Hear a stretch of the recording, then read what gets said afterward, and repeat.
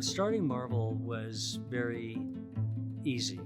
It started with Guido, Lissa, and Jonathan, and a cadre of really strong, loyal designers who wanted to be part of the team. When we started Marvel, we were 30. The first time that we all met as a group, there was a lot of excitement about the potential. You could just feel this energy in the room of everybody being really committed to making this really great. The way we've been able to grow is that the growth is not dependent on, 3 people in the center. When new people come in, they can bring their own ideas and it grows, but it always kind of has those same roots. The key thing is that it's the mixture of it all, and that's why we really loved and I think have had such a big success.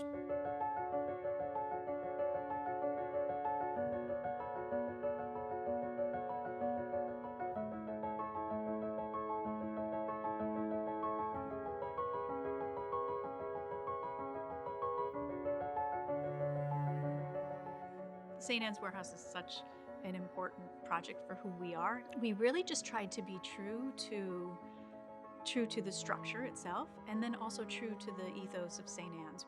The first few projects, like St. Anne's Warehouse and Pier House, One Hotel, they are all Brooklyn projects, and they're all within a stone's throw of each other. Pier House was such an instrumental project in our success. I think it allowed people to see that we could do a project at that scale.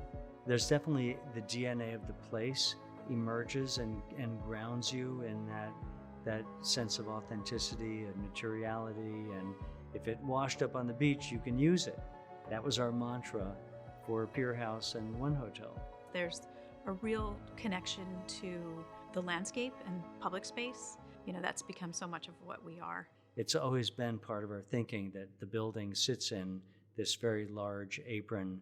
To be able to take on landscape in a more formal way, the architecture and infrastructure and landscape all get intertwined together. Now having landscape architects in-house, so we can kind of start that collaboration from the beginning of the project, and really there are different people on this team with different skill sets, and they're all going to work together, really thinking about it as an integrated experience.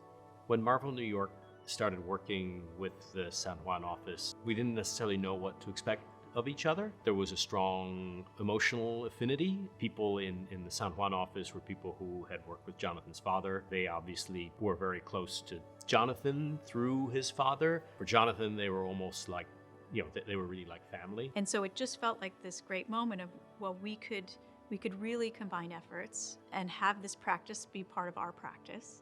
And it worked, and it grew, and both offices benefited in so many ways. And I think we were really excited about the kind of Puerto Rico architectural culture, which is fantastic and has these kind of great roots of modernist architecture, and also a really rigorous architectural tradition. So we really found that the two experiences complemented each other. What we did really well is that we found people that were very much Marvel and that were very much in tune with the culture that we had created, and would even make it become greater than we ever could have imagined it could be. It's the wonderful mix, and everybody brings their amazing talent to the mix, and it all comes together in a magical way.